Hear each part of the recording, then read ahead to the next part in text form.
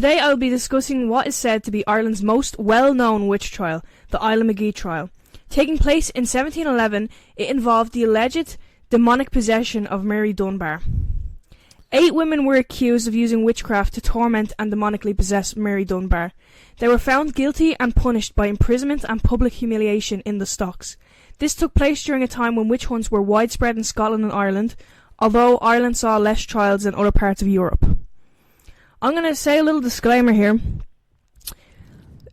I don't know if it was 8 women or 8 women and 1 man. Because some sources say 8 women and 1 man, some sources say there was no man. The possible man was William Seller. The suspected man. The suspected man. And there is a plaque that was put up for these women and 1 man, and he is on it. But I don't know if that is like concrete evidence that he even like existed. Well, if they put a plaque up, then I'd say that's pretty concrete. That's pretty solid. But they weren't sure, and a lot of sources are like, we don't know if he died or like you know. Yeah, maybe. It is meant to be one of the most recorded witch trials, but for some reason, whether or not there was a man there is kind of like we're not for sure. Blokes just always taking over women's. Yeah, I'll talk more about him when it comes up, because I'll just go through it and then I'll bring up. Yeah. Yeah. In Carrickfergus, County Antrim, during March and September of 1711, Ireland's last witch trials took place. Now, this might be the second last or last. It's one of the last. Yeah. The events leading up to this trial started when in February 1711, an elderly widow of Presbyterian minister, Anne Haltridge, suddenly died in mysterious circumstances in her home, No Head House. Aw, that sounds great. I just realised how crazy No Head House sounds. No Head House is crazy. Because it's KNOWE head. So I didn't, when I was writing it, I didn't process No Head House. Some believe that witches were to blame. Islandmagee is an 8-mile-long peninsula that resides on the east coast of County Antrim. Peninsula? Why are you How Spanish? Do I say it? Peninsula. Peninsula. Okay, well, I'm sorry. Peninsula. Peninsula. Okay. Some believe that witches were to blame. Islandmagee is an 8-mile-long peninsula. Peninsula. That just doesn't sound right. The dogs out. That resides on the east coast of County Antrim. And in the early 18th century, it held about 300 Presbyterians of Scots descent. After Anne's funeral, her niece, an 18-year-old educated woman by the name Mary Dunbar, moved into No Head House. Almost immediately, Mary began to show some of the classic symptoms of the demonic possession. Do you know the classic symptoms? What to look out for if you're possessed?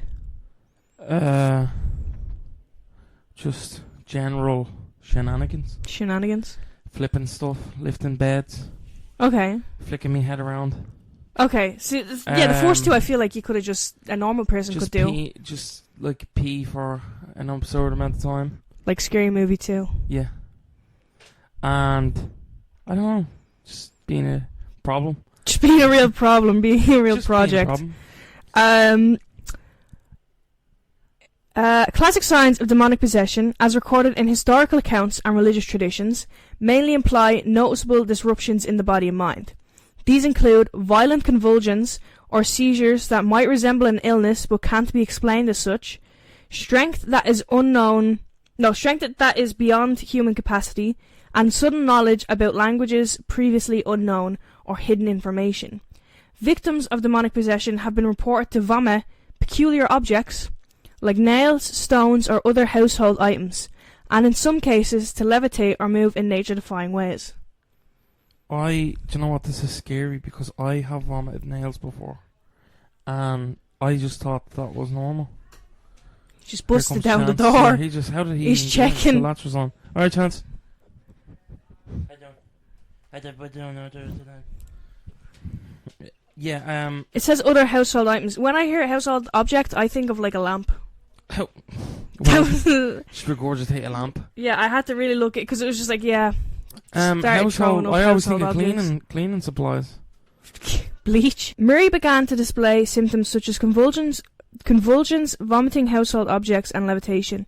In December 2022, the site Slugger O'Toole published an article discussing the 1711 witch trial victims' innocence. Here's a quote from it. Mary Dunbar exhibited signs of demonic possession, such as shouting, swearing, blaspheming, throwing Bibles, going into fits every time a clergyman came near her, and vomiting household items such as pins, buttons, nails, glass, and wool. In Wool? March, yeah, wool. Glass is crazier. This is the golden goose, bro. Just free wool. Yeah, but glass. Free glass. In March, free glass. You fucking rip the arse out of her in the morning. In March 1711, Dunbar accused 8 Presbyterian women from islandmagee and the surrounding areas of using witchcraft to attack her in spirit form, and to summon demons to possess her body. The women were tried on the 31st of March 1711 at the spring session of Carrickfergus County Assize Court. The 8 women accused of bewitching Mary Dunbar all pleaded not guilty to the charges of witchcraft. Despite their pleas, they were convicted under the 1586 Irish Witchcraft Act and sentenced to 1 year's imprisonment and 4 stints in the pillory. The 1586 Irish Witchcraft Act was passed under Elizabeth I that made witchcraft a criminal offence in Ireland. It was modelled on the English Witchcraft Act of 1563. The law treated witchcraft and related practices as real and dangerous crimes. The first offence for using witchcraft, sorcery or charms was punishable by a year's imprisonment and 4 public appearances in the pillory.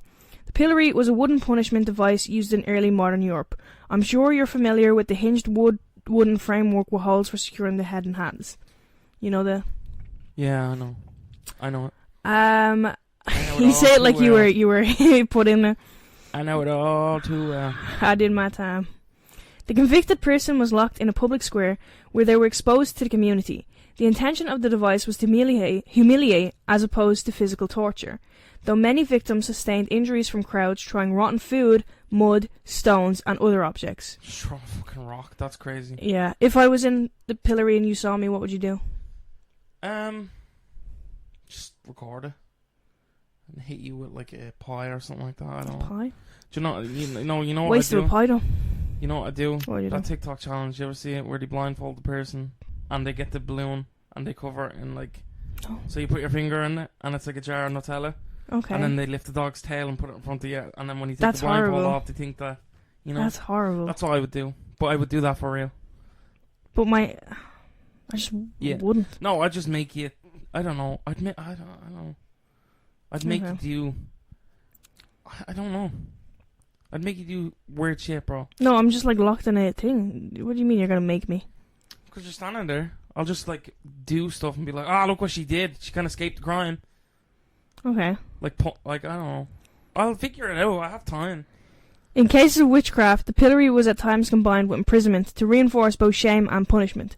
The second offence of the 1586 Irish Witchcraft Act could carry the death penalty. Anybody that was found guilty of causing death through the use of witchcraft could be executed, even if it was their first conviction. This act remained enforced in Ireland until it got replaced by the English Witchcraft Act of 1604, which was extended into Irish law. The 8 women that were accused... You just saw it. The 8 women that were accused and subsequently found guilty in the island... women inside. That's actually crazy. That's Sorry, insane, I just registered that. Well, no, because he sighed after I was talking about the English Witchcraft Act being extended into the Irish law, so it's just like typical. It's typical. English. Back at it again. Anyway, Oh, keep going. great. What was it? The 8 women that were accused and subsequently found guilty in the islandmagee witch trial of 1711 were Elizabeth Seller, Janet Liston, Janet Carson, Janet Meehan, Catherine McCalmont, Elizabeth Seller with an S instead of a C, Yeah. Isabel Glasgow, and Margaret Mitchell. They were all members of the small Presbyterian farming community of Scots descent living on the islandmagee Peninsula. Most were older, married or widowed, and of modest social standing, with some linked by kinship ties, such as the Seller and Seller families. Seller with C, Seller with an S. Mary Dunbar accused them of appearing to her in spirit form, pinching and beating her, and sending demons to torment her. She reinforced these claims by the dramatic fits and testimonies she gave in court. Unlike the witch hunts in other parts of Europe in which executions were common, the women survived their punishments. It is highly unlikely that the women convicted... Okay, wait. So wait, hang on. So they did the witch trial shit, and they're like, Yeah. right, if you survive this, you're a witch. Well, I'll go more into it. You know what learned me initially about the witch trials? What? Simpsons. Simpsons did. Yeah, that episode, the Treehouse of Horror, where Marge She actually was a witch. Yeah, and then she actually was a witch. But that was kind of, I don't know, that was a plot twist when I was a kid, though. I was like, oh. Do you think it was true? Probably not. Probably no. No. Definitely not. Probably. I don't. I. Who knows? It was no. The accused. It is highly unlikely that the women convicted at Islandmagee were witches. Historians typically view such trials as the consequences of fear, religious tension, and social conflict, as opposed to evidence of genuine supernatural practices. The accused women were ordinary members of small Presbyterian community, most of them older, poor, or socially vulnerable. He really Chance got just freaked out stood by up. Chance just like shot up, and then I don't know. He got scared. Blaspheme. To quote Dr. Andrew Snedden's book, Possessed by the Devil, The History of the Islandmagee Witch Trials 1711, Mary Dunbar was the star witness in this trial, and the women were, by the standards of the time, believable witches. They dabbled in magic, they smoked, they drank, they had disabilities. Sorry, Chance has gone up on his belly. That's crazy. So, because they smoked, drank, and had a disability, they're like, witch! You're like, well... Technically wouldn't, and I'm not saying, like, having a disability is to be fixed. No, that is crazy. I'm not saying disability is like something that's to be fixed. You know, they smoked, they drank, they had disabilities. It's like, would witches not in that time have been like, oh, we're gonna use magic to do this, that, and the other? Like, would imperfection not be like, so what they viewed standard of witches is, oh, they use it to like perfect themselves. Yeah, they're kind of just going like, oh, like, you know, they revert themselves to like beauty and stuff. Yeah, but they were kind of just like whoever's vulnerable. Whoever's not vulnerable. Yeah, I know, but this is what I'm saying. Their thinking was very, very flawed. Like, they're like, you know what? That fucker over there with the slight limp, he's fucking... I'd be fucked. I'd be fucked. I would be fucked. Yeah, I don't know. It's the witch trials, even in America, is just kind of a little bit... You know... What year? Is this around the same time? Is this, when like... was the American ones? I don't know. Let me Google. I'll Google it. You continue on. I'll Google. Okay. The dramatic fits of Mary Dunbar, at the time interpreted as possession, are today explained as psychological distress, illness, or deliberate performance. The lack of physical evidence beyond her testimony, alongside the fact that Ireland saw relatively few witchcraft prosecutions in comparison to Scotland and continental Europe, supports the conclusion that these women were victims. Irish witch trials were generally a smaller and less deadly ordeal than those in Scotland or continental Europe, but nonetheless they obeyed a similar legal and social pattern. So this is going to be about like how the witch trials went down. Yeah, so but before we get into that, it was the witch trials in Salem, basically the most common ones, or most famous ones, sorry, was 1692 to 1693. So yeah, it would have been a little because this is 1711, so it would have been after this. But not but would have been like within 20 years. Word would have like travelled. Yeah, within 20 years is crazy. Everyone was having witch trials. Everyone. I would actually like to go like Salem or no, well, I like do episodes on every witch trials in different countries and stuff. Yeah, we can. Irish witch trials. Yeah, so they often began with an accusation, often from a neighbour or family member, claiming that someone had caused harm through magic or maleficence. The alleged victim's testimony, especially if they showed dramatic symptoms, for example, convulsions, claims of possession, or fits, was integral to the case because physical proof of witchcraft was almost impossible to get. Once accused, the individual could be arrested and interrogated, sometimes using threats or coercion through torture, though torture was less common than in continental Europe. Those accused were often normal people, such as widows, elderly women, or those on the margins of society, and the proceedings often put an emphasis on public shame as much as punishment. Trials were put on in local assize courts, and verdicts were reached by the jury. Punishments would range from imprisonment and pillorying to fines, with executions being extremely rare in Ireland. Irish witch trials usually included public spectacles in which the accused may be paraded, questioned, or exposed in the pillory to demonstrate the authority of the court and satisfy the fears of the community.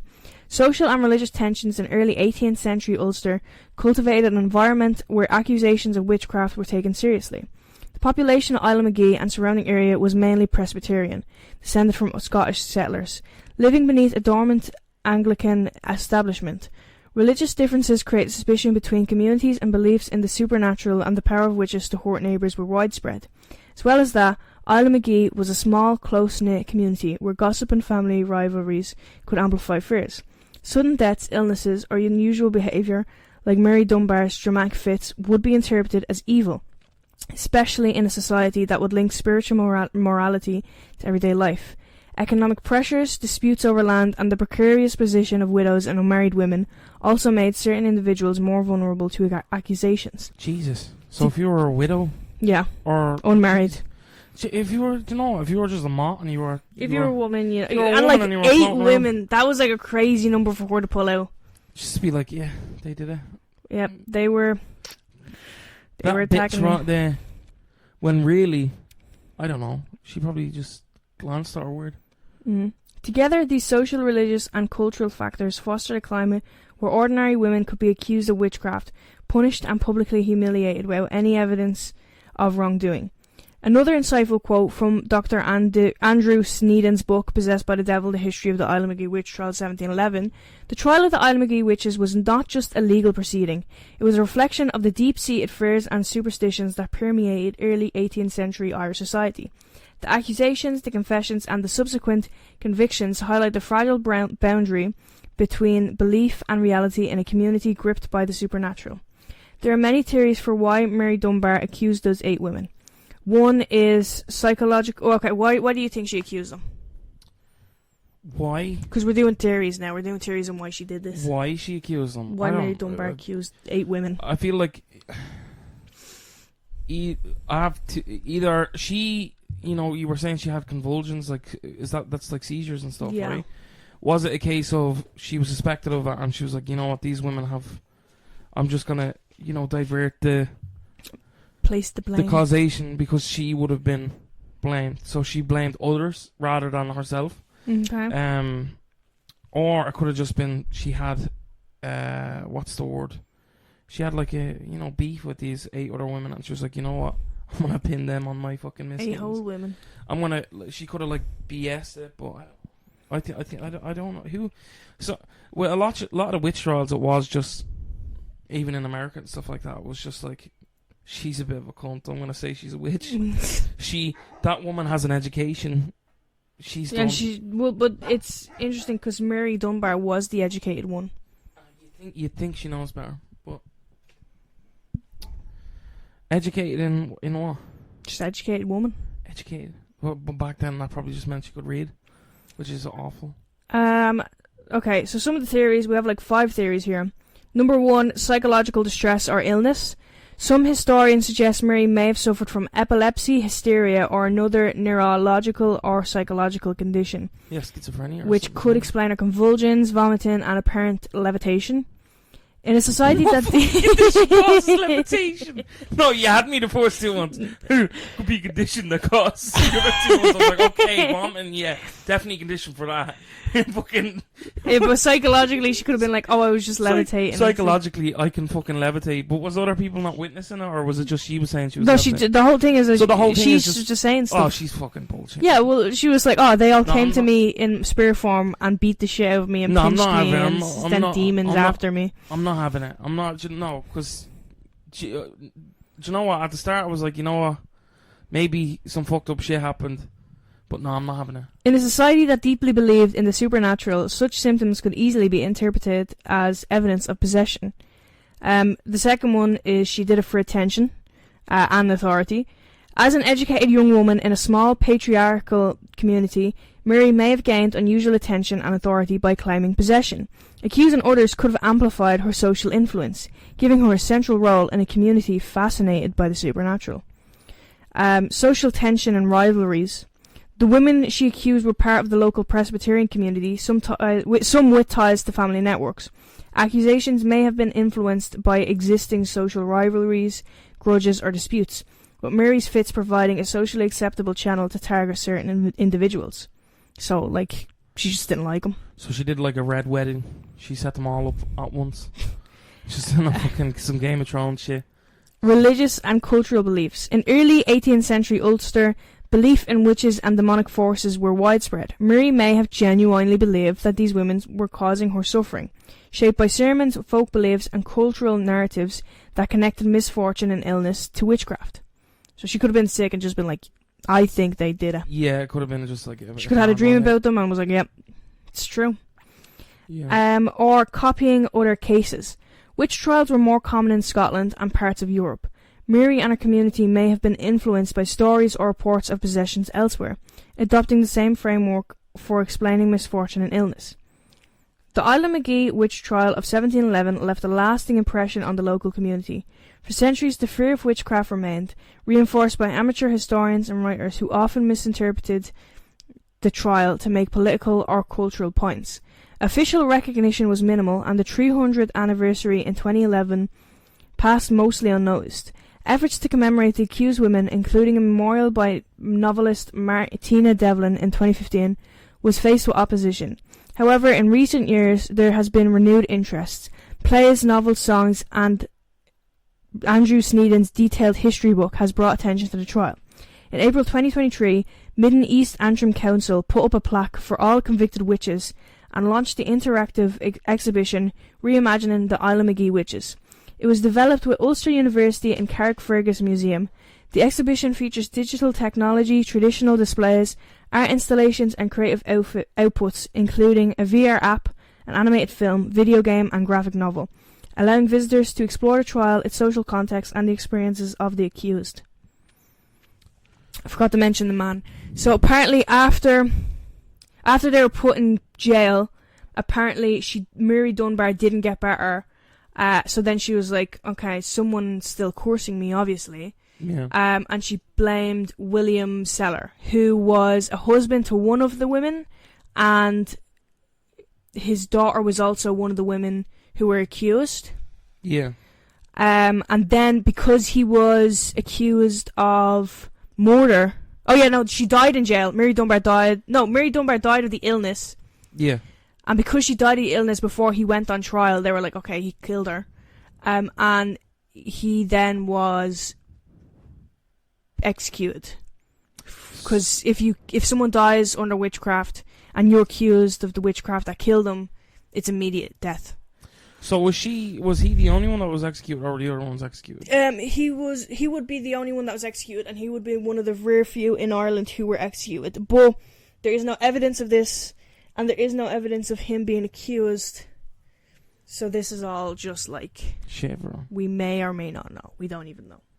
Yeah, well, and we didn't keep such good records. This is one of the best recorded, but for some reason the detail about the man is not very solid. That's I don't know. It gives I see a lot of people saying like this is just The Exorcist and stuff like that online. I was just googling there. This is 1611. 11? Yes. Oh no, 1711. 1711. 1690 something was the yeah, witch the trials. Salem ones. Was the Salem witch trials. I don't,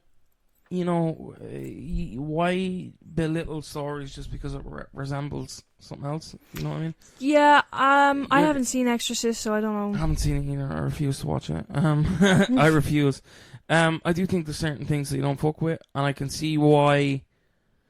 I think this girl was more than likely suffering from a neurological problem. Yeah.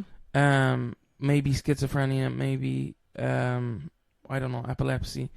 And I think at the time we didn't know. We had limited, knowledge in medicine and stuff like that, and the panic around religion and stuff. So I think it was genuinely she was scared, and she looked for an outlet to kind of I think she was scared, or she actually did have a dream, and it wasn't like they came to her in spirit form. That's what I think she would rationalise that as. Yeah, witches. Yeah, as they were witches, they caused it, and she was kind of afraid that what was happening to her, of what was happening to her. I think everyone's a victim in this story.